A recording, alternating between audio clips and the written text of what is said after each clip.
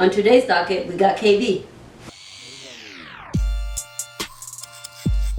Welcome to the Barber Game Podcast. I go by the name of DJ Meek Chops. Hey people, this is Smith. What it do? This is Marcus. What's good, everybody? This your boy Merv Mill on the check-in, and this is the Barber Game Podcast.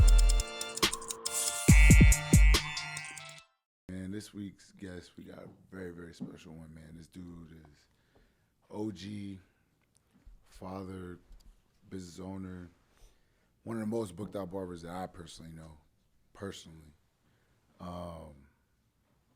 Man, mentor to some. I've seen a lot of people take footnotes from him, myself included, just in life, not even on the barber tip, just in life. And man, you know who he is, Kyle Brown, aka KB. Yes, good, yes, in the house, y'all. Appreciate y'all having me. Yep. It's been kind of a long time coming. I'm all right. I've been wanting to get on here for a while, so I'm glad I'm here. Thanks for having me, y'all. The timing's perfect. Perfect. Yeah. Being on my third career, kind of starting barbering at age 37. You know what I mean? Going to school at age like 37. That's when I went to school.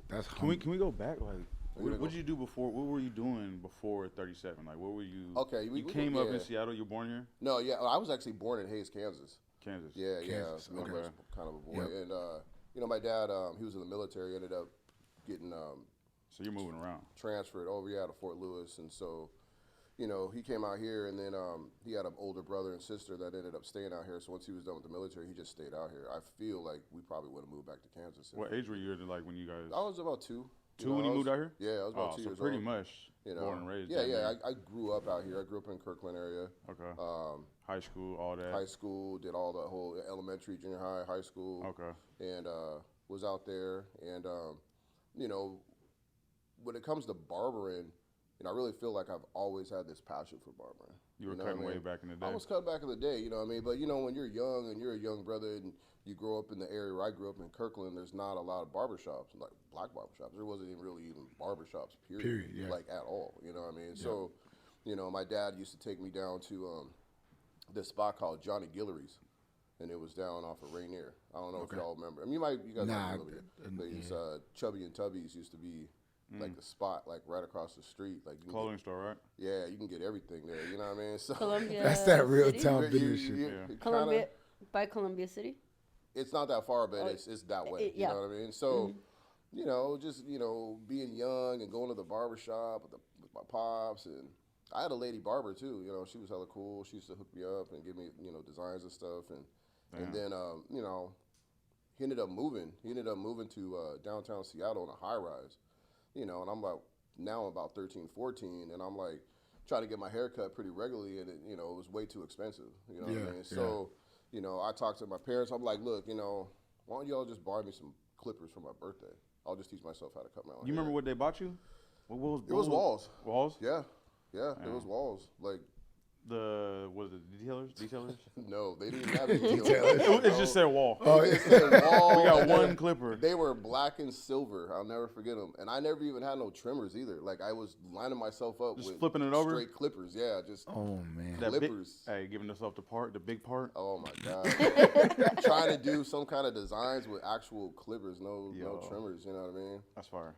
So I just and that's in school. You cutting in school pretty much at that point. Like you're in high school. After high school? I'm 14, 15, okay. and I'm like a freshman, cutting senior yourself. in high, cutting myself. Start with a real nice even, and just try to get to where Save I can some actually money, give a fade, and then worked on my friends and family, and then it was just kind of something I actually did. I just did it on the side, and I always did other things, and it wasn't like I was really trying to really do it at that time. But there's kind of an interesting story is that when I was in ninth grade. My English teacher, he was like, okay, what he would do was he would have everyone, because back then, I went to a 3-year high school, now they're 4-year high school. So ninth grade was still in junior high school.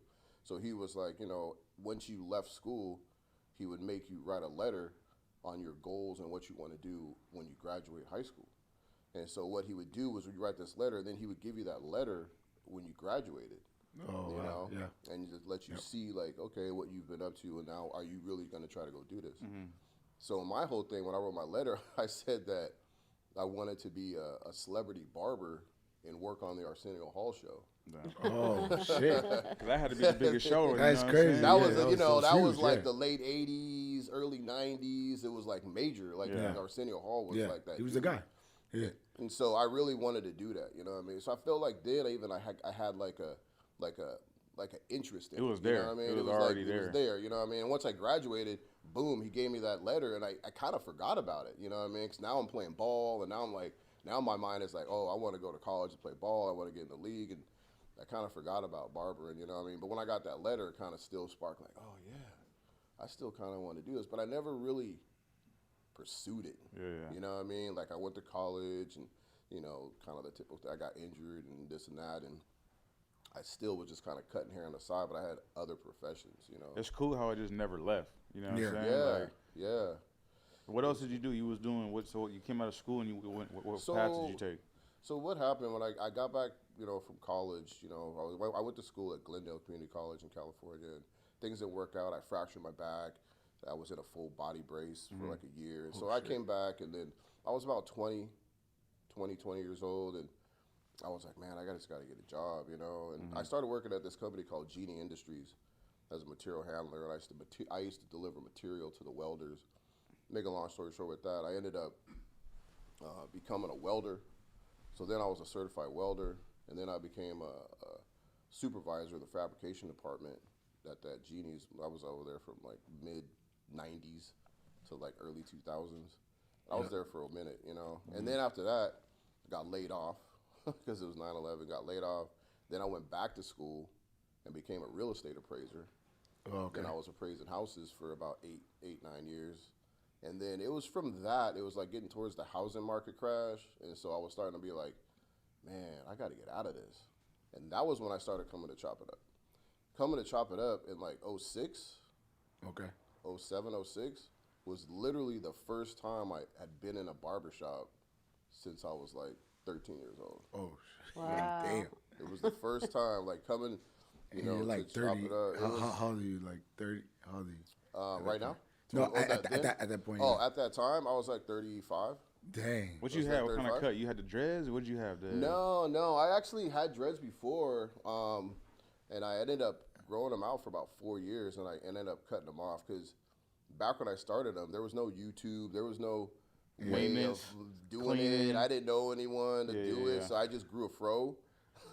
I just grew let a it fro, go. and then I just got some Murrays and just started twisting them up, just sitting watching TV, and they grew. They just grew in their free form, but they actually looked all right. They didn't have no kind of formality or unity to them or nothing like that. Yeah. Yeah. But and then I ended up shaving those off. But You back now? well, you know, I'm back now. Back on the good side. I'm back on the good, back on the good side. But you know, Hey, man. Mom, I was on the phone with my mom one time, bro. This is about a year ago. yeah. Maybe about 2 years ago, actually, now. I love you, Mom.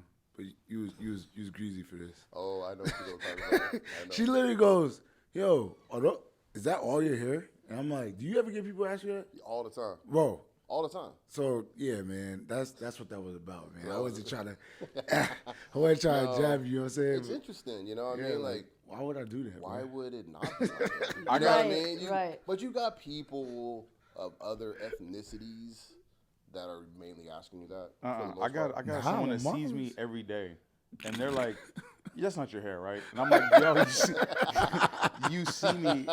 It's a coworker. I'm like, "Yo, you seen it from the jump. Like ever since I've known you for the last 11 years, Right. I've had this. You know what I'm saying? Like No. it's crazy." No, it is, and it is true. Like I do get people that I see on a regular, Yeah. and they still they still be like, yeah, is that all your Yeah, is that all? Is Yeah, that all what? your hair? What? Like, Like, Yeah. so I'm wait, just what? gonna Like, randomly. We got it Yeah. braided up, and then we drop it, and it's like, damn, that shit banging. Like, Yeah. hang it, That it goes shit from all like the way an out. inch to like Yeah. Yeah.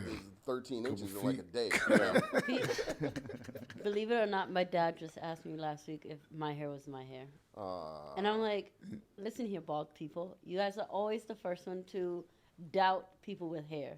Yeah. Like, shut up. That's just Yeah. that hate. That is- Yeah. that is They just hate me. envious. They envious. They Yeah. envious of the long hair don't care. We got the movement. sweater up there, you know. They getting all the cold fronts, you know what I mean?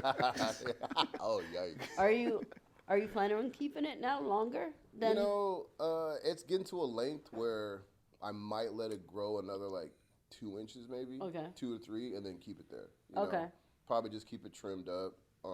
It's pretty long right now, middle of my back, so you know it's getting to the point where it's like it's hard to do stuff with it. You know what I mean? Trust like, me. What's crazy though, at your age, like no receding, no thinning, no none of that. I know. That's dope, bro. You got the Coolio underneath there right now? The Stevie Wonder? Nah, man. I barely got any gray hair to keep it 100. That's like, crazy. I probably got like 5 gray hairs in my head. That's You know what I mean? fire. Most of my grays in my chin right here. So, you know, but no, it's cool. You know what I mean? It when you grow your locks out, it's a journey. You know what I mean? Facts. And all of us that got them, it's definitely a journey from the beginning. You know, Mess hooked me up, started my locks up early, like 2015. I think it was June 1st, 2015, and yeah, she got them going, and yeah, man, 7 years later, they are where they at. You know what I mean? So Have you trimmed them yet? I have not.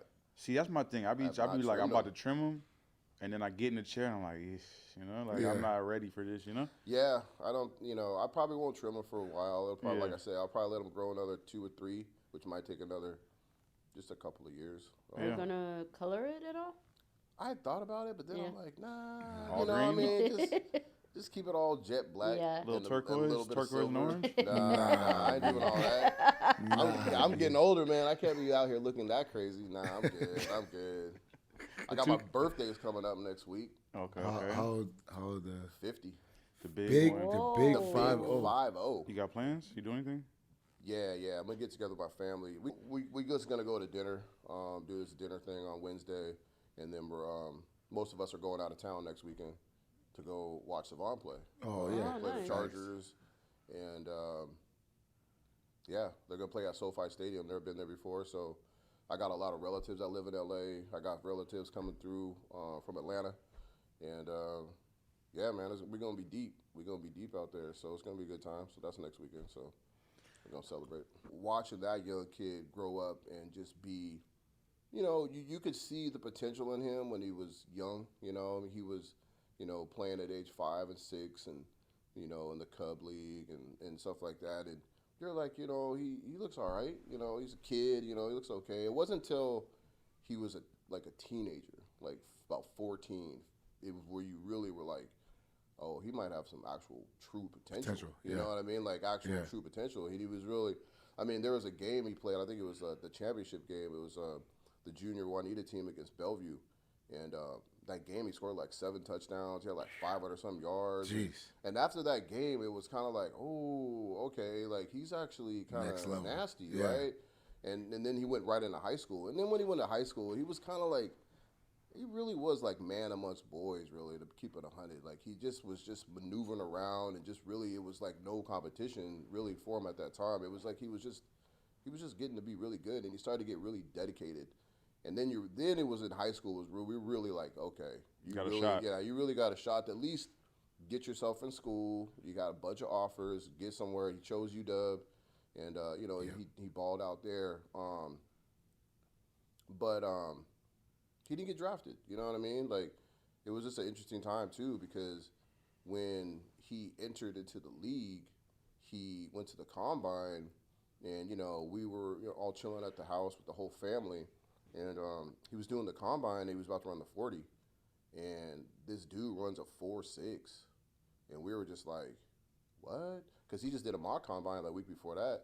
And you know, he runs like a 4.3. Normally, yeah. You know, like a normal 4.3, and he runs a 4.6. And we were all like, what's going on? Like, what happened? You know, and he seemed like he was running kind of stiff. And it was just kind of like, okay. And then he ran it again. We're trying to call his agent. Like, it was really like, okay, calling his agent and trying to see what's up. And then he runs it again and runs a 4.6, and we're like, man, I mean, Tom Brady run a 4.7. So you're like, for running back, you're like, as a running back, you can't be in a category as a QB. Yeah. You know. So and then after all that was done, it was like he didn't get drafted. So we were like, well, damn, it's literally solely about the fact that he just did not run a fast 40, right? So anyways, the Niners called him, and like literally right after, they called him up and they were like, yeah, come down. And you know, he spent all of training camp with the Niners except for that last week. They cut him that last week. Oh, They cut him. And then he comes home, and you know, he was home for about maybe 20 minutes, and then he gets a call, and he's like, his agent was like, hey, the Colts want you. You got to get to the airport and take off. So he came home from training camp. We saw him for about 20 minutes, put his bag down. He came downstairs because his homie picked him up for the airport. He came downstairs, like, all right, I'm out. I'm going to the Colts want me, so I'm going to Indianapolis. So we were like, oh, shit, okay. And then he gets there to the airport, and then his agent's like, nah, man, Miami wants you. Come on home. Yeah, he's just taking a tour. Yeah, like, he's like, yeah, fire, Miami though. wants you. And mind you, you know, he played with Myles Gaskin, his best friend over at UW. He got drafted to the Dolphins, you know. And so anyway, he comes home, and then he goes back to the airport later on, and then he ends up in Miami. And then there was only a week left of training camp. You know, what can you do? You know what I mean? So he shows up, he does his thing. They cut him, but they keep him. You know, they keep him. And so we're just really like, look, man, just keep your head up. Just keep, you know, your eyes on the prize. And he's such a really level-headed young man, and very dedicated and very disciplined. Yeah. You know, he doesn't let a lot of outside distractions even mess with his head, you know what I mean? So he stayed on the grind, and, you know, they cut him, they put him on a practice squad. And then it was interesting, too, because, like, you know, I don't know how long it was, maybe a couple weeks. The Chargers called, and they were like, yo, we want Savon. And they were like, nah, we got to keep him. So that was when they pulled him off practice squad and put him on the active roster. So now he's on the active roster. A couple running backs get hurt, and then now he has his time to shine. That's fire. He gets his time to shine, and he gets in there his rookie year and just has his best year yet. He's been in the league 3 years, but he had his best year yet as a rookie. You know, he played. I think his first game was against the Chargers. Had a good game. Played the Patriots. Had like 122 yards, a couple carries, and you know, and now he's kind of like feeling like, okay, I'm here. I made it. You know, it was a long road. You know, you go from here to here to get cut to practice squad. I mean, it's kind of like how things go in the NFL. But you know, he finally got to the point of being like, okay, I'm here. I made it, and now I just gotta, just take this advantage. And it's just real cool for the family to be able to see this young man go from, you know, his dream of wanting to be in the league, and it just was a long road to get there, and we're all just so proud of him. You know what I mean? And any chance we get, we go and see him, and it's a weird experience having that 411. You know, every step of the way though. That 411. It's like, yo, you hear this stuff in the news, and then I go to him and I say, hey, what's really going on? He's like, yeah, this is what's really going on. X, Y, Z. Like having Brian Flores as his coach for the first 2 years. And just like, what's really up? I mean, you guys had winning seasons, but you guys couldn't get past, like, get into the, you know, playoffs. And it's just cool to have him, you know, living his dream out, and the family is real supportive of him, and it's just a really cool thing to see, you know, to see him actually there doing this thing. It's awesome. Yeah, it's real cool. That's dope. It is dope. Especially you ball too, and then you get to see your nephew. That's a legitimate nephew too. Like, you know? I mean, you know, and you know, it just feels like, you know, like my dad. You know, sorry, Dad, didn't make it. I didn't. At make least it. he's still going though, you know. But it's just cool, you know. My dad was real tough. He was a tough dude. He grew up in the Midwest, and he was hard on me, and you know, and he was real hard on Savon. You know, he said, "Okay, look, son, all right, Kyle, you didn't make it. Get out of my way. I got my grandson now. You know what I mean? I got my grandson. We're gonna focus on him." Yeah. So yeah, he helped coach, you know, when he was, you know, young, and really, I think he really distilled a lot of good values and like his, you know, his discipline in him too as well. You know, Savon did have his dad around a lot, so my dad, and then he had a stepdad came later, but my dad was really there early, and like really like was like, look, boy, you know, this is what you need to do. You need to stay focused. You need to this, that, and the third, and you know, Savon at a young age really took that to heart. You know, I mean, he really listened to my dad, and then so yeah, my dad is like beyond proud. You know what I mean? Like beyond proud that, you know, his grandson is fulfilling his dreams, and you know, he's out there making it, doing his thing. Let's go back to the real estate thing though. So you in the real estate, you come into the shop, and you making that deciding factor. You like, all right, this is. Yeah. I think this is where I want to be. You said about 35 in the age? Yeah, I was 35, you know. I mean, it was interesting because, like I said, I was just going to start a whole new career. At the time, I was a single dad, raising my daughter, you know, and it was a stressful challenging time, you know what I mean? Because I was like, okay, I'm about to start over, you know what I mean? Yeah. I'm about to start another career, but it's going to be something that I enjoy and I love, so I know that the outcome was going to be good. But I just knew at the beginning of starting all that, I was like, man, it's going to be tough. So that's when I made that decision after. Actually, you know, I talked to Merv. I just remember I talked to Merv because I was coming to the shop for a while, and I was still doing real estate, and you know, I talked to Merv. And But I you was gotta like, be making good too, though. you know, I joint. mean, it was 2003 when I was making good money, Right. but as the years was going on, it was just getting weird. Yeah. Because I can kind of see what the market was doing because it was getting closer to that Crash. 2008 crash. So Right. it was like 2006. That was when I was coming to the shop. It was 2006 when I could start seeing it.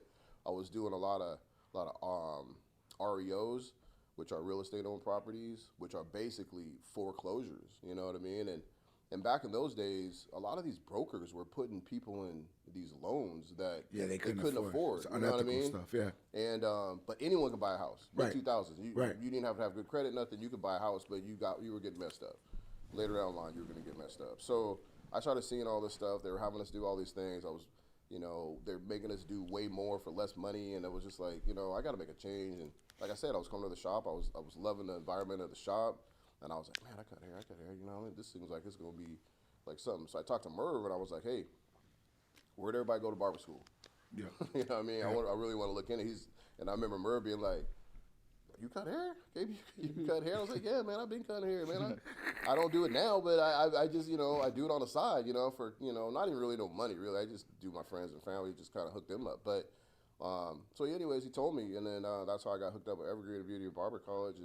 And I already knew you and already knew you, from the shop, Mr. Mikel, from just coming to the shop. I got a question. So when you went to the shop, did you go there with the intention to I'm about to kind of scope them out, or you were just coming? No, I was coming. coming. He just brought it up. You know what I mean?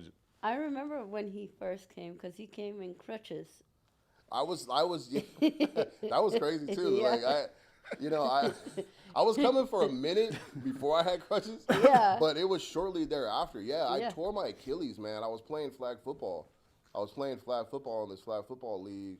Man, I was balling out doing that because I was like, man, I gotta stay competitive. I gotta, I couldn't play actual collegiate football, but I was like, I just want to still be competitive doing something. So I was like my mid-30s, and I was like on this flag football team, but it was cool, it was fun.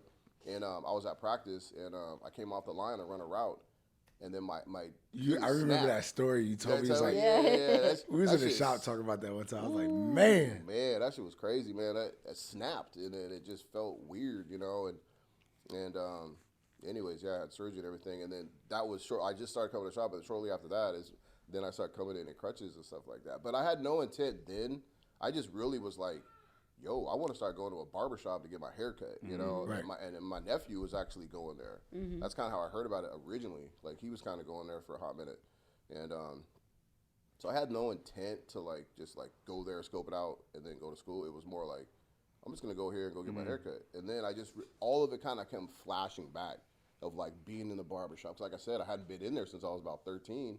And so all this, it just came flashing back how tight it was. The barbershop was tight. The whole vibe was cool. And everyone that was in that shop at that time, it was a bunch of characters. I know, yeah. Cave and Steph, Steffo yeah, and you guys. And it was just and then, what's his name? Sam? No, Sam wasn't there yet because we were in school. Yeah. We Oh, went to okay, school with yeah. Sam. Was Faja there? No, he wasn't. But No. what was the other heavy dude? It was Matt? Matt. Yeah, Matt But came out that- of school, but yeah. he He came out of with school you. right. Oh, he came. Okay, Yeah. right. Right with me. Yeah. He That's was right. a little bit before. A little me. bit before, Yeah. yeah. Yeah. That's Yep. right, that's right. But it was just cool. The whole vibe was cool, and I was just really man. And then I was, coming there for about a year and a half, maybe 2 years, and then that's when I was like, yo, let me find out how to get in, And that was when I talked to Merv. It was a little bit after that. So yeah, I wasn't originally trying to just scope it out from the jump. Yeah. That's Cool, fire. though, man. That's cool. I got a question. Yeah. You see how everything is grew with the industry, because you've been in it for 15. Yeah. About 13, 30. I mean, So, official 13, 14 going on. Yeah. 14, yeah. So where like you said, going back from wall having one clipper, You know, Yeah. no liners really like that. To where we're at now, Corded clipper too. corded, exactly. Yeah, quarter clipper. Quarter yeah, clipper. I mean, You got a lightweight beep out of outlet, like you can't be too far. You got to be in the you corner. right in the bathroom, right there, the plug in, and Yeah, you to know, where we at now, like it's a lot. wild. Yeah, it's definitely, you know, it's one of those industries where, you know, if you're an older cat like me and you had, you know, the equipment that you had to use back then, and you didn't have a lot of, you know, you didn't have YouTube, you didn't have no instructions, you know, I'm like, look, okay, if I need to cut the back of my head, I got to use a mirror, you know what I mean? That's Yeah. logic, you know what I mean? So There wasn't no self-cut system where you had the thing on the back of the door and you open the mirrors. and just like, Yeah. you know, and all this guidance, you know what I mean? But it's cool. I mean, the technology and a lot of these clippers are really dope. You know what I mean? I just picked up some. I mean, it was a little while ago, maybe a couple months ago. I picked up some new clippers, but it has like microchips and stuff in it. You know what I mean? And Microchip. Yeah, it tells you how it's got, fast like, it's some going real- and It's stuff. got like a little microchip, and I don't know. What does that do? I don't. That's what I'm saying. It's like the technology that they've progressed to in these clippers. And Or they're some hella- joints you put in your phone, like a little. You got Memory one of them. card? Yeah, you got a little memory card. Yeah, man, they're hella quiet and they're hella, you know, powerful, and they you know, they work really good. But yeah, the technology. I think it's just like the technology that they've put into these clippers over the last 20, 30 years. Yeah. That is it's just interesting. I you feel know, like man. it's really been like 10. The last 10 is really where Sure. everything Yeah. turned up. Like, Yeah. because even when I came in 10 years ago, like nothing was cordless. You know what I mean? Nothing was cordless. Corded, no enhancements. Like You had it was. 3 options. Yeah, You know, yeah, Wall, Andes, or Oster. that was it. That was it. Yeah. You know. Yeah. And What's Oster- BGRC? What is that? Is that That's Andy's. That's Andy's. That's okay. Andy's. Yeah, that's Andy's. That's yeah. it. Oster You know? is not even a contender anymore, huh? Nah, they got the fast feeds. They got fast feeds. got fast feeds. I still use a corded fast feed. Yeah. Corded Quarter one. fast feeds. Yeah, I don't mess with any of that.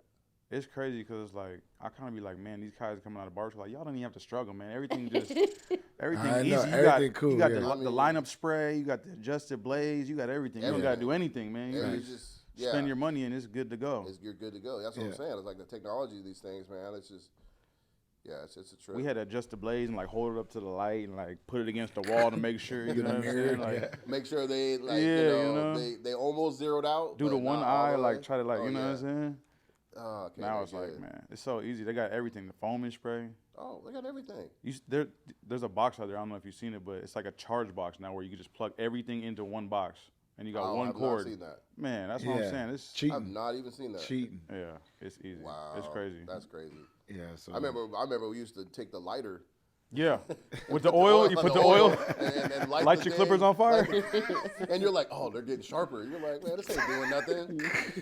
Whoever told us that? I don't even know. We But all it did was it, though, It was like- a We all thing. did it, Like yeah. it was definitely a thing. You It had was to do funny, it. man. You Like, had to do it. But nah, but it's been cool. I mean, you know, just seeing the innovation of barbering and how much it's evolved over the years and how much, you know. How you feel about the enhancements? How you feeling as the OG barber coming into the world of enhancements now? Like, Man, I mean, the only You enhancement. was messing with Beijing. Okay, though. that's You what messed I with was Beijing. about to say. Okay. The only real enhancement I really even do is just the Beijing, but the way I do it, it's just really just, you know, Edges? covering the grays. I'm Yeah. still dealing with the old heads, you know what I mean? They really only using it to cover them grays. I mean, I ain't doing it for the lineups. I ain't doing it for the edges in the front. I'm not really doing all that. I'm not really focused on all the extra All that's natural. Everything else is natural. Just- natural stuff. yeah, I got to keep it like that. You know, I mean, do you think it's Are you- something that's gonna go away, like No. the enhancements, or you think it's just No, how? it's just I gonna think- progress. It's yeah, gonna I think get- it's going to progress. it's I gonna think progress. you're going to start seeing a whole bunch of different crazy. As we go into the future, you're going to see more probably crazier haircuts, Crazy and shit, yeah. different enhancements, like the whole like with the white out like in the front for the lineups. Now I don't even understand that. Yeah, I think gonna that's- go it's just the away. eyeliner pen at the end of the day. you I know know, what but mean? it's just like it's like a new style. Yeah, right? yeah, yeah. It's like a new thing. Like there's I stuff feel like like that. I was gonna ask, do Like, do it's you ever stuff see like- any of this stuff and you be I don't see inspired? none of- no. You're never inspired. It's almost like listening to hip hop with like the auto tune. You're like, Yeah. like, oh no, You're like, like you know, whatever. nah, that's but cool, but And it's so temporary. just, all my It- friends it's are dead. it's weird. Like It's- It's crazy temporary, and it's like the moment water will hit your hair, it's over. it's a wrap. Yeah.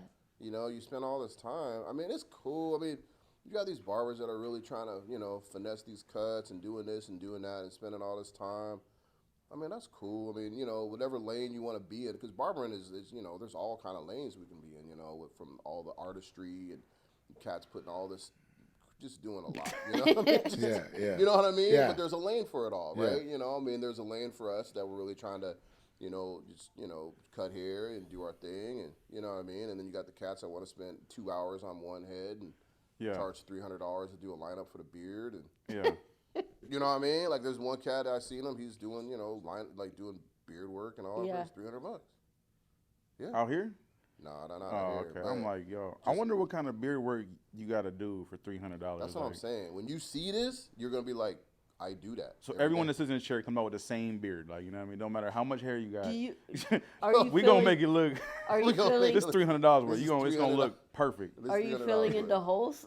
Yeah, like it. I mean, you get how crispy can you make hair look? Right. You know what I mean? Like, you get it as crispy as it possibly can, and then if you added the enhancements, then okay. What if the enhancements stuck, like they didn't wash out? Then would you use it then? Would you like? Then you would have a problem. What's going on in your face? Like, that would be.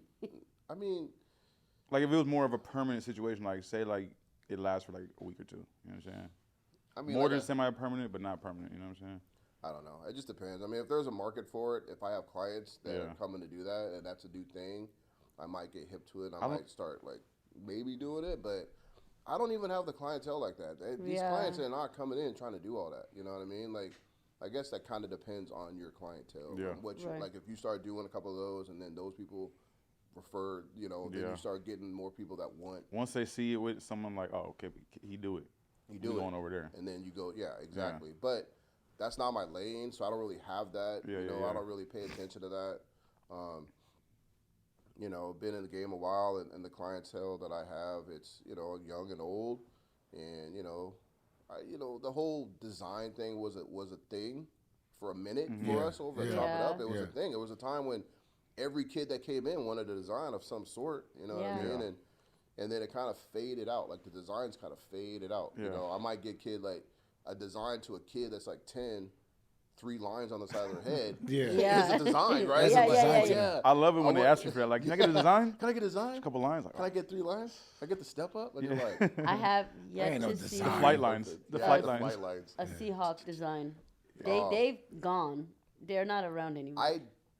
I mean, now that we're playing well, we're playing better. I get kids that are asking for it. Yeah. But not how it was in 2012 and 13. Right. When it was literally, you're doing like 10 a day. Yeah. It's crazy. Yeah. Every day, and you go from like the first one that was like, I want a Seahawks logo. And I'm like, how the hell am I going to do a Seahawks logo? Like, what the hell? Like, you got to look it up. And then you're like, oh my God, like, okay, your first couple are kind of like, all right. Then it got to a point where like, you don't even look at it anymore. Right? Now you're there. Now you're like, I can just do this, without even looking at a logo. Facts. It got to that point, doing so many of those, at one point. But then that faded out, and just, kids were coming in with, with different pictures of different things they wanted.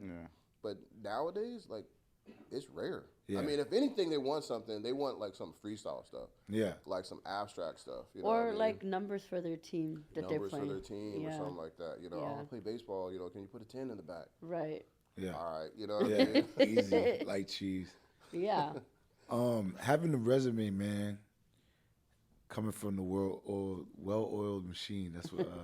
Shout out to AP for calling it that. Woodinville, the well-oiled machine. Yeah. Having that like background, like, do you think it prepared you for ownership and for just all the steps that you made after, up to where you're at right now? Like, do you? Yeah. I think back in those days, Merv was very inspiring. You know what I mean? Because like, he's such a good businessman and he had like this vision. And I remember like, when was it? I started 2009. It's probably like 2010. When it was kind of like, oh, I'm breaking out. I'm about to go do Linwood. I'm about to take over. This dude had faded cuts. He didn't know what the heck he was doing. And then he was like, I'm going to work with him. And then I'm like, man, he was like, nah, I'm about to take over, you know what I mean, and buy this dude out and then get the Linwood shop. And so it was really kind of around then. It was like, oh, man, this dude, Murray was really trying to, like, expand this stuff. And so with us, 6, of us, just trying to, think of like, these investment properties, you know what I mean? And just really having the vision of making this bigger, and scaling it up. And, at that time, it wasn't anything I was thinking about, you know what I mean?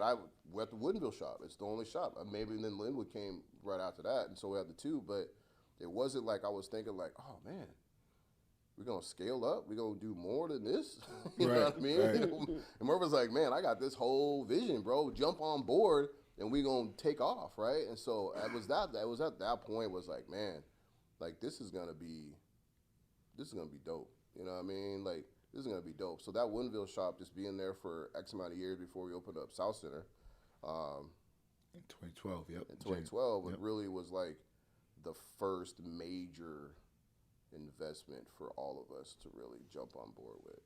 Yeah. And once we, we all talked about those type of things, it was really like around then where I was like, wow, this is why I was like thinking when I was a kid, like being in this game, like this is exactly kind of stuff I'm thinking about, but not really like, there was a gap of time where I wasn't thinking about it, but I knew Barber was where I was supposed to be.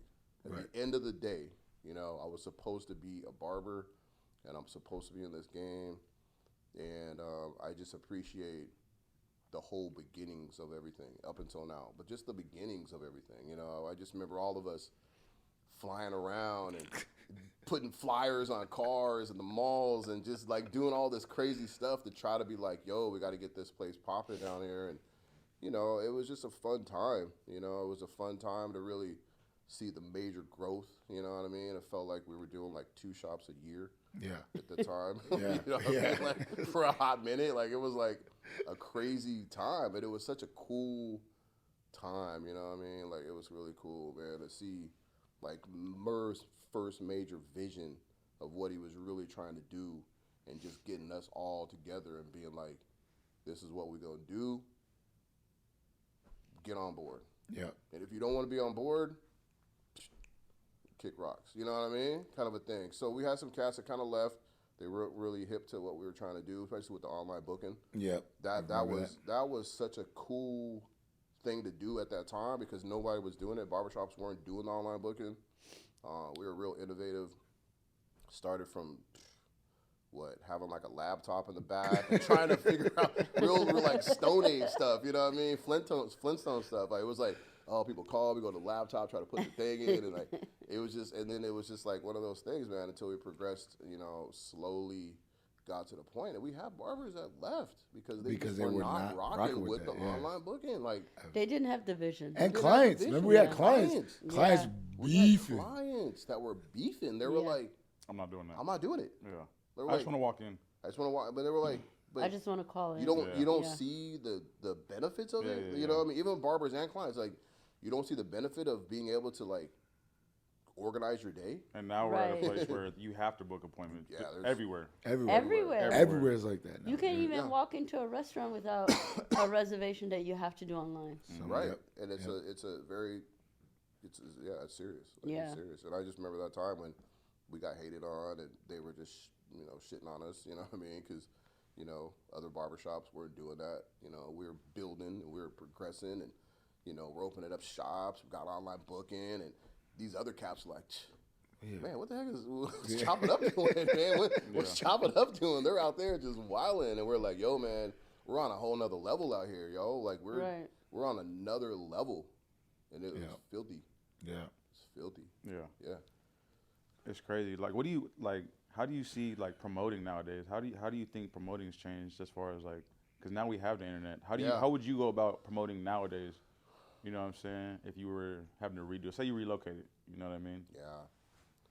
Do you do social media? I don't even really do. I mean, I have social media. I have a Instagram account. I have a Facebook account, but I haven't been on Facebook in probably about 7 years. Actually active, or I won't even check nothing. I don't have Twitter. You know what I mean?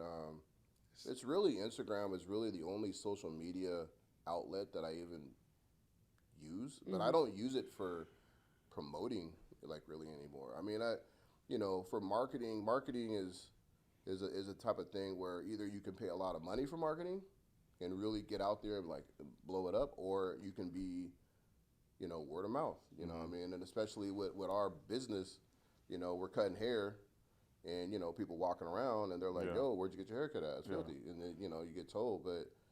Back in the early days, yeah, man, I used to be out kicking it. I used to be in the clubs, I used to be in the bars, and at that time, it was more like more of a natural thing. I carried business cards and flyers, and I was always out handing out cards and being places, and but if I was to have to do that right now, I think it would be hard. That's what I'm saying. I think it would be hard for me because I'm not really trying to. Yeah, if I had to like leave my area and literally go in a whole different area where no one knew me. Yeah.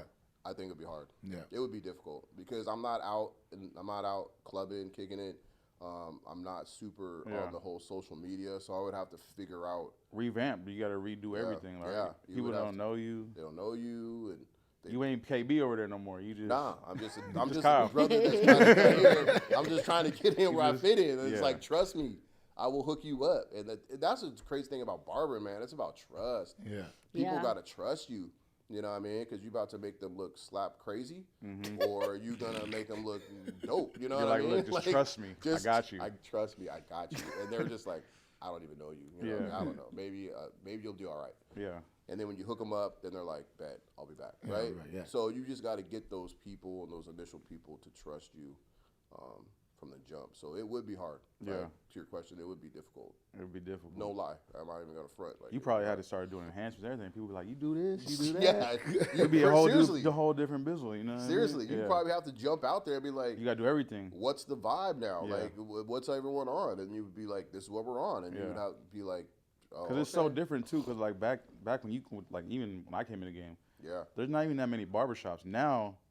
You got so many options, like so many apps to find a barber. Like the competition went from like 50 in the city to like 500. You know what I'm saying? Like there's barbers everywhere now. Everywhere, and you got to stand out somehow. You definitely got to stand out. I mean, if you don't establish yourself at some point and then roll with that, it's hard. You know what I mean? Because once you get established, then it seems like the ball just rolls. You know what I mean? Like I don't do any really promoting. I don't do any marketing. It's just word of mouth nowadays. Man. You know, I feel like I've been super consistent. You know, just that is your promoting. Yeah. I mean, being consistent. Just with that. You know, I mean, I don't go out of my way to do extra stuff. Yeah. I just be myself and I stay super consistent, and people can rely on me. You know what I mean? Exactly. Like they can rely that I'm going to be there. They can rely that when they make an appointment, I'm going to be there for that appointment, unless I tell them otherwise. You know what I mean? Like, oh, this happened, and I call and make sure that they know what's going on. But well in advance. Well in advance. You know what I mean? I really try to stay real professional when it comes to that. But yeah, you know. What's what a record, like one thing you can pick out that would help a barber? Like I think being reliable and being punctual is really important for building your career. You know what I'm saying? Like.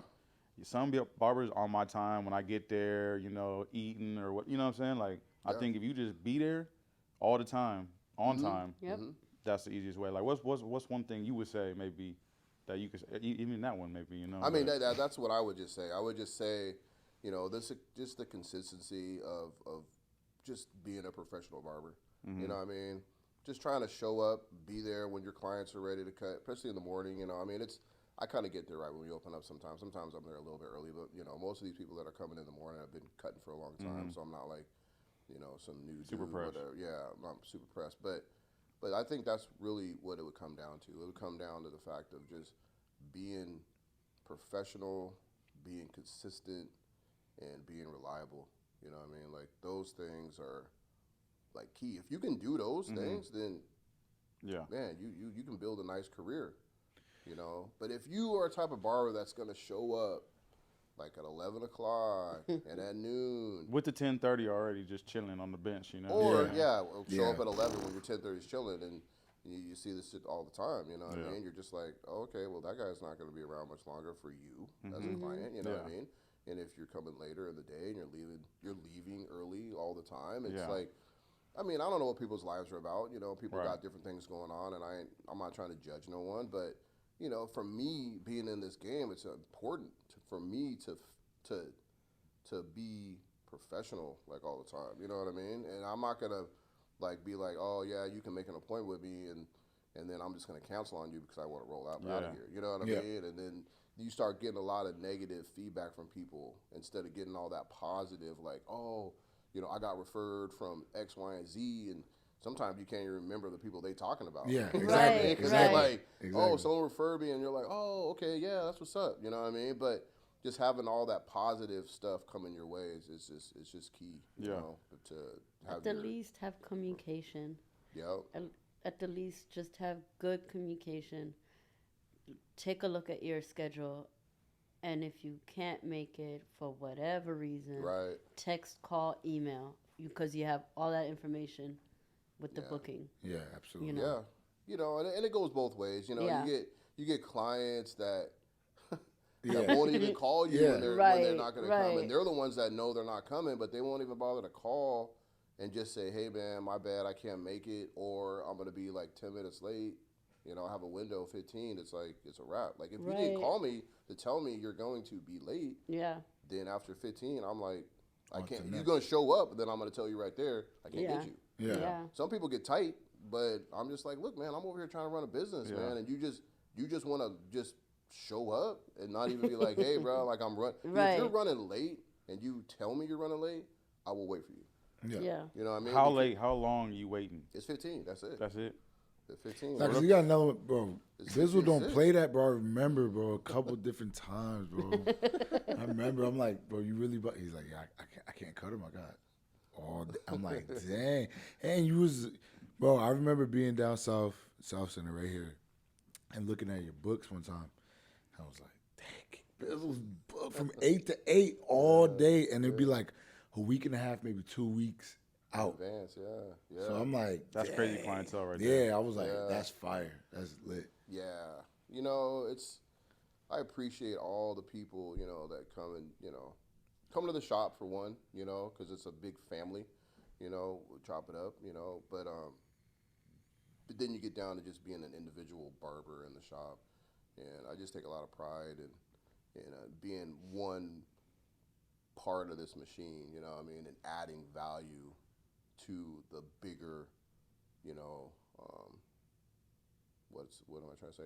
Just the bigger Goal. of Yeah. everything, you know what I mean, and just playing your Doing part. your part, yeah. Just doing the part, you know what I mean, and you know, it's, you know, I've established a nice sized clientele, but that's just, you know, like I said, that's just like Consistent. the consistency Yeah, and that's just the being consistent right reliable there, and just being there for people, and people, you know, will respect that, you know. And this is despite, like you said, single dad, you know, your daughter's older now. And She's older now. Yeah. Yeah, my daughter.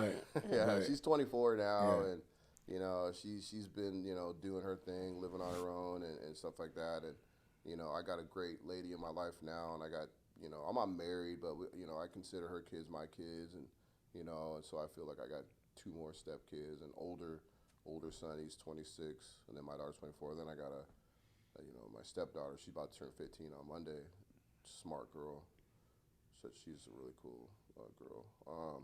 But yeah, man, you know, nowadays, you know, life is different than what it was when I first kind of started with barbering, and just even in the past, you know what I mean? But it was a struggle, but you know, now life is real good.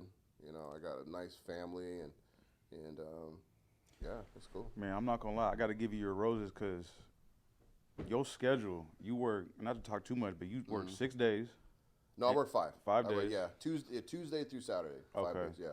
And you there extra hours, like, you know what I mean? Like, Yeah. going hard. 15 years in the game, you put in extra hours. still Still. Yeah, You know what I'm yeah. saying? And you got cash sometimes just. younger than you, like Yeah. 10, 15, 20 years younger than you, and they can't keep up, bro. Yeah, man. I mean, that's the thing. You know, a lot of these clients, they mention that. I don't really try to, you know, talk about that too much, but you know, clients will say that. They're like, man, like you're in here, and these young bucks can't even get here. Yeah. I'm just like, hey, man, this is the thing, though. I've always felt like I've always wanted to just lead by example. Yeah. You know what I mean? Like, I always just try to lead by example. So if I'm doing this and you want to do this, You can. you can. Yeah. And I remember, like, doing that at Woodinville. Like I said, I started off, you know, because we don't get to work till 10. Yeah. So I was like, man, let me just see if I can get people to come in at 9, right? Yeah. And they started coming in at 9, and they started coming in at 9:30.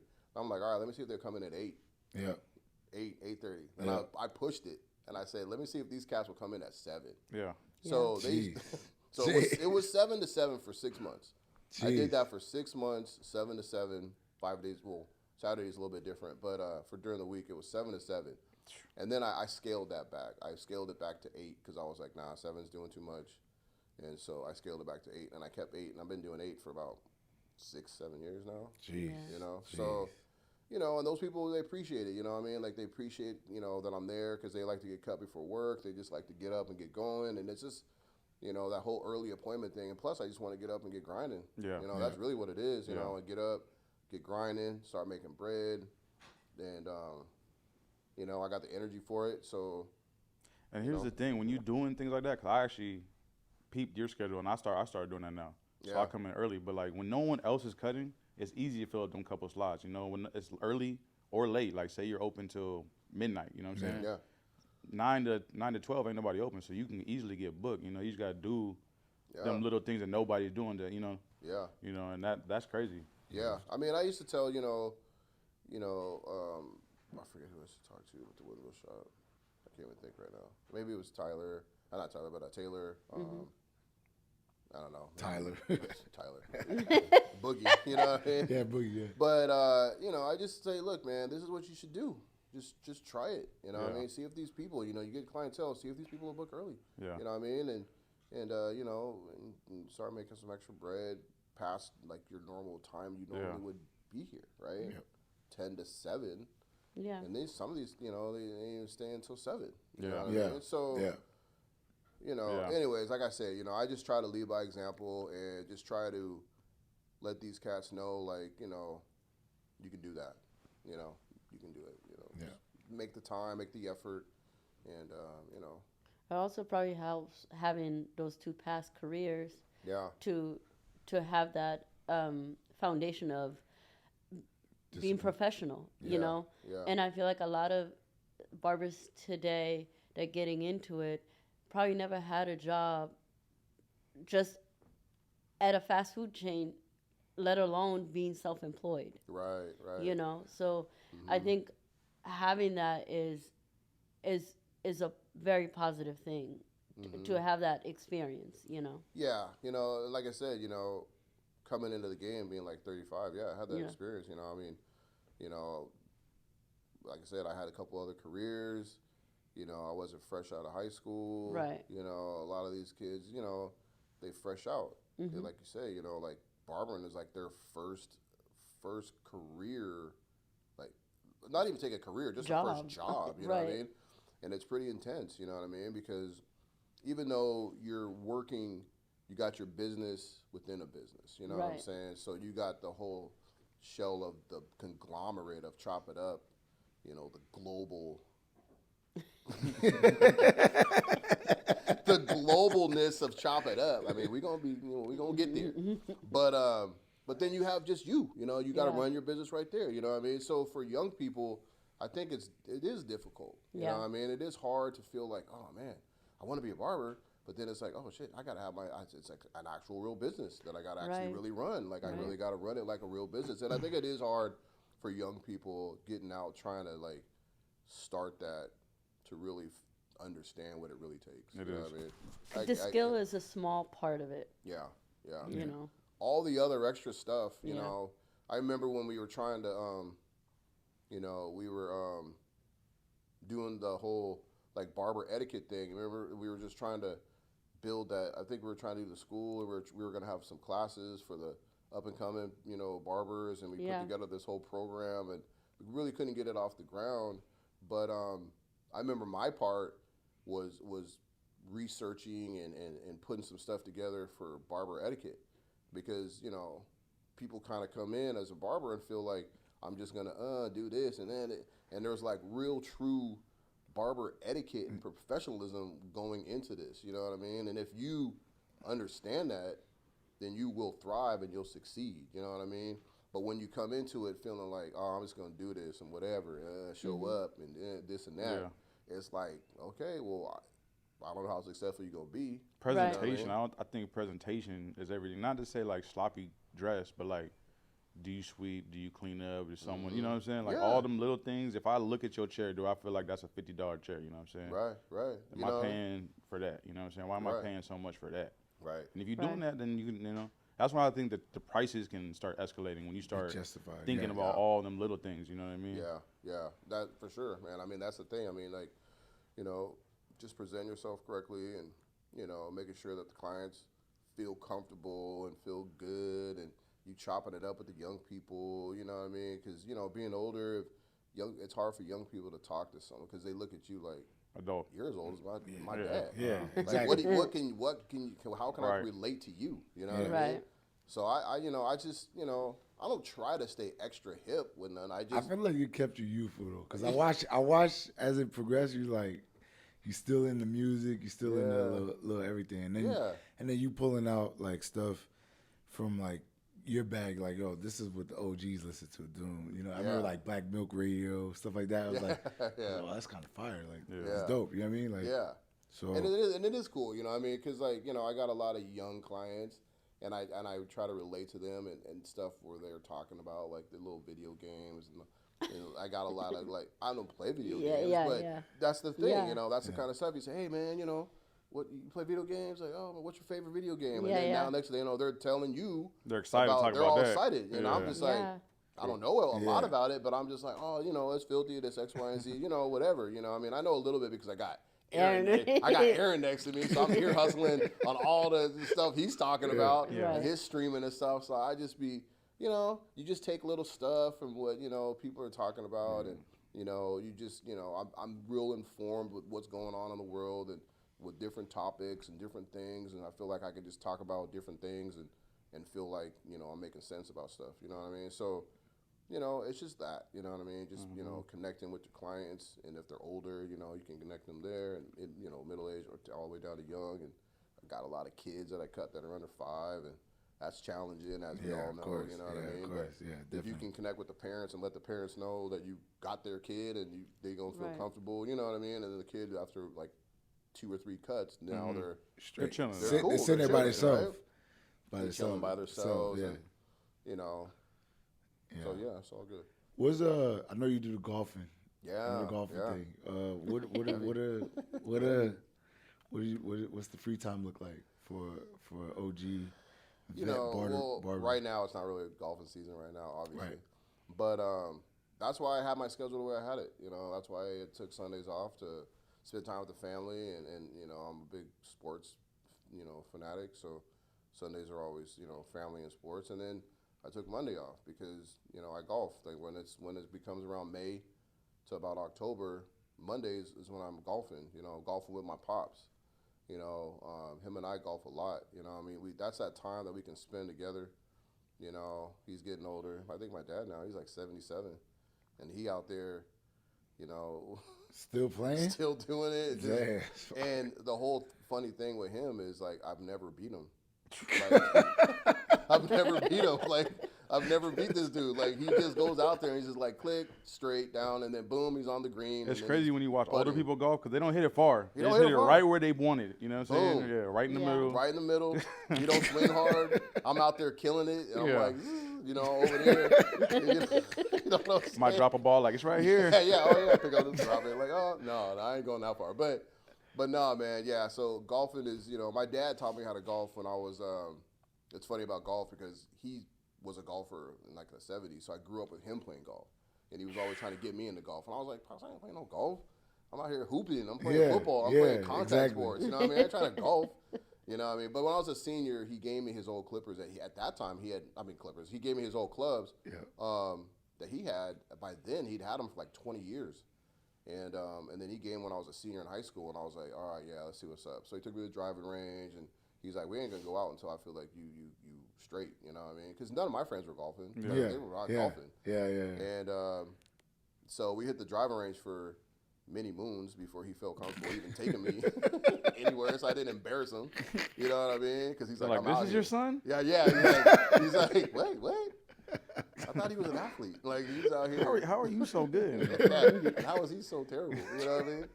Nah, but we finally went out, man. I remember, man, Bellevue Municipal was the golf course in Bellevue was the first golf course I actually played on. And, golf is hard. You know, it's not an easy sport to do. It's mental, it's physical. There's a lot going on, a lot of variables. You got to elbow in, this, that, you know what I mean? You got to do all these things right just to hit this ball that's just sitting there. It's not even moving. Yeah. You know, it's just sitting there. You know what I'm saying? I play baseball, and that's eye-hand coordination, and that thing is moving like 80 miles an hour, you know, and you got to hit that thing. With golf, it's just right there. And you try to hit that joker. Still missing and it. you're still missing it. Like, what is that about? So, anyways, you know, I learned, you know, how to play golf when I was about, 18, 19 years old. And, yeah, man. So, golf for me and my pops is a real cool thing we do together. We do, in the summertime, we do it, you know, every Monday. Sometimes I'll play with my friends on Sunday, but, you know, it's funny, man. Like I said, I've not beat them yet. It's like this running joke with me and one of my other, like, best friends. Like, have you beat your pops yet? I'm like, no. It's been dang near 30 years, and I still haven't beat this dude. You getting close at least? Not even close? Man, not even close. This dude shoots, like, low 80s, and I'm, like, in the 90s, you know what I mean? Like, still in the 90s, you know. The handicap. 80s is crazy. He got no handicap. He's nasty. Perfect. Pops is off the chain with it. Yeah, he's cool, man. But, yeah, love golf. That's the kind of sport that I can still do. The only sport I can do nowadays. You know what I mean? I don't be hooping. I can't, you know, do all these other things. You know, getting older. You know, and so golf is the main sport that I do. Yeah. When the time comes in the year for the weather. That's dope. Permits it. You know what I'm saying? So. Yeah. Any other things you do in your free time? What do we do? I know you like going to shows. Yeah, I haven't been, you know, with all the whole COVID thing, Yeah. man. That's, you know, that's kind of really was crazy, you know, because before COVID, yeah, I'm really into music, was always going to shows, you know what I mean, going to the Crocodile, going to the Showbox, you know, seeing a lot of acts. I was doing that all the time, actually. I was going to go see cats all the time. But when COVID happened, man, it just kind of shut that down. And then when it kind of reopened, I mean, it's open now, but I haven't really been to a show in quite a while. Yeah. It's been a minute. I mean, I think the last show I really went to was Wu-Tang. I think they played at all 36 chambers? No, I'm just kidding. No, they played at the WAMU Theater, and I think that was a little bit right before COVID, Didn't you see one of the Marleys? Oh, I did go see, I went and saw Ziggy Marley. Yeah. Yeah, I saw Ziggy Marley at the winery. Woodinville, right? Yeah. That was this summer. I forgot, so I guess that was the first concert I've seen since before COVID. Yeah, that was cool. Yeah. Yeah, Ziggy Marley, that was... Doesn't he come, like, often here? I think that was the first time he's been there. I'm just saying, coming to Washington. Yeah. He comes, I think, here and there. But at the winery, I think that was might have been his first time. Yeah. You know, it was cool. What do you, what does retirement look like, man? You have anything that's slowed up? You think it's like Pop, 77? My mom is not even retired. I mean, my mom is 76. Pop's retired early. My mom got mad at him for retiring early because she was like, Tom's still working. If you would have stayed there 3 or 4 more years, you would have got X amount of money, right? Yeah. So Pops was like, man, forget all that. Like, I'm done, man. You know what I mean? So he retired, a while back. But my mom, she's a counselor. She owns her own practice, and she counsels people. And she's 76, and she's not even retiring. She's just like, nah, I don't. She's semi-retired, but she's not like, oh, I'm just gonna hang it all up and just chill. Nah, that's not my mom. You know, I mean, she's too much of a firecracker. You know, she's super high energy too. Yeah. You know what I mean? And so for retirement, I got things lined up, but as far as like Barber, man, I'll taper back. I'll taper back a little bit. Later on, but right now, I feel like I'm still going, and I think barbering is one of those cool, professions, careers that you can do it when you get older. You could still do it, and do it until you don't feel like doing it anymore. You know what I mean? And I feel like that's kind of how I think I'll be. Okay, that's fine. Behind the chair, 75 years old, still giving skin No, phase. I don't know about that. I'm only. 50. We still young out here. Young-minded, young-hearted. Yeah. Listen, as long as you got the body for it. Yeah. Why not? I mean, some things are breaking down a little bit, like my knee. you know, my knee be wilding, man. So she's like, Yeah. oh, man. She's like, what's wrong? I'm like, oh, it's my knee. He's man. in I the don't corner know. like this. Like, I'll be like, oh, my knee. Got the brace on. Yeah, I can't Icy walk, hot? man. Compression. I got icy hot. Clients be like, why does it smell like Big Game out here all the goddamn time, man? I be like, That's Bizzle. hey, don't worry about that. Oh, that's Bizzle. He got sports cream and Big Game and all kind of stuff. Yeah, rubbing on his the copper fit. We gonna get him the copper yeah, fit. I be having the tight little, the wrap that Pressure goes heat. on, the pressure thing. I be wearing that sometimes. Look like Summertime, you look like you shorts. balling. Where you going to work? Yeah, exactly. Going to work. I got a hoop, after work. That's why I got this on. I'm just getting ready. You LA know what I mean? Fitness. Yeah, You know what that's I'm crazy. saying? But nah, but I mean, it's just, getting older, man. You got little, quirks and little, things that happen. But, overall, I feel good, There was a time when, a lot of y'all know that I got diagnosed with Crohn's disease, and that was a trip. Yeah. Like, I didn't know what the heck was wrong with me back then. I think I lost like 40 pounds in like 2 weeks one time, and clients were like, You all right? you all right? Yeah. Like, are you sick? And it was weird because I just started working out a little bit more at that time, so I was kind of like, is some of It's this really weight working. from It's that? good. Like, yeah, man, I lost 40 pounds in 2 weeks. Like, I'm out here. I'm drinking water, 50. man. Like, I'm about to be a personal trainer. Y'all want to know what to to do? do? Like, hey, all y'all got to get on this. I don't know what it is. I don't know what diet it is. What magic pill do you got? What pill you taking? Hey, bro, I'm out here. I'm in the gym, man. I'm What out here. you want? Nah, but yeah, it was real crazy, man. Like, I didn't know what was wrong with me, and I lost all this weight, and like, I started feeling really sick, and yeah, man. And make a long story short, it's a really like long story with that whole thing, but when I finally got diagnosed, it was kind of like a relief of like, okay, now it was like a year of time of like not knowing what was wrong with me, what I mean? And I got really sick, and I'm trying to cut, I'm trying to take care of my kid, and I'm just at work, just like, man, like feeling like I'm about to pass out like every 2 minutes, you know what I mean? And sometimes I had to go to the bathroom and just sit there and just be like, yo, like, give me a minute, because I don't even know if I could stand up, it was really crazy. I finally got diagnosed in like 2015 or something like that, and then it was like, okay, now we know what's going on, and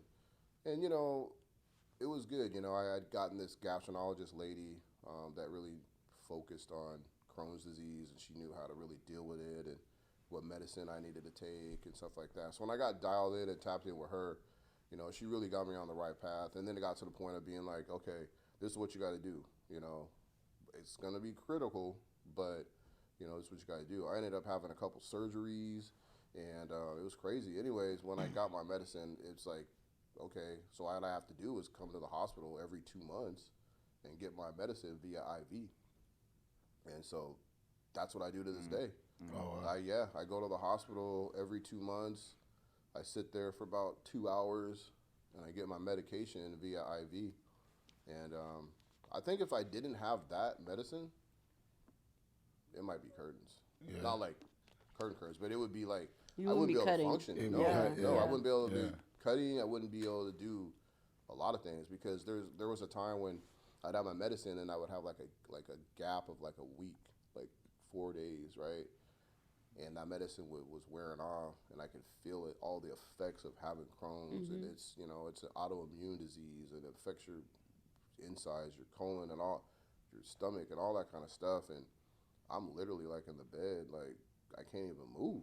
Like, I can't get up. I'm so fatigued I can't even function. You know what I mean? And then I would have my medicine, and then it'd be like boom. But anyway, we got it dialed in now to where it overlaps, and so I don't really get those flare-ups, anymore. But there's some days that I feel a little tired, sometimes. But for the most part, I'm dialed in with that. You know what I mean? And so it keeps me having the energy that I need to just live, and do all the things I need to do in life. So yeah, it's all good. That's dope. Any last words, man? You want to leave the listeners with anything? Hey, like, it is cool, man. I mean, I'm glad I was able to come here and share some thoughts and some insights on different things that I got going on and things that I've been through, and the fact that Chop It Up has been this family for me that really put me on the track of feeling like I'm been going in the right direction. You know what Yeah. I mean? Because when you're a young person, even if you don't have a career early, you know, you feel like, you know, what am I doing? I went to college and then got out of college and then, okay, I'm going to go to college and get a degree in this. And did I get a job in that? No, Yeah. I didn't. Now I'm Yeah. over here just working somewhere doing whatever. You know what I mean? And I tell a lot of young people that come and sit in my chair, like, look, whatever you have a passion for, do that. Yeah. Just do your passion. And when you do your passion, for one, you'll feel like you're never working a day in your life. And for two, the money will come. Right. You know, the money will come. Like if you, whatever you're doing and if you have a passion for it, just do that. You know, I mean, it's hard to think about those things when you're young, but I always tell every young person, I always ask them what they want to do later, and is that a passion? Well, what's your passion? Yeah. Oh, it's this. All right, we'll do that. You know what I mean? Just do that. You know what I mean? So that's what I would leave with, just, you know, whatever your passion is in life, just go after that, and then the money will come. That's a fact. Boom. That's a fact. Yes, sir. Yeah. Yes, Yeah, man. sir. Appreciate you, Bizzle, for coming. Hey, man. appreciate Thank y'all, you. man. It was fun, Thank you. man. Sir. Appreciate y'all. Yeah. Cool. Okay. That concludes this week's episode. Tune in next week and check us out at thebarbergame.com.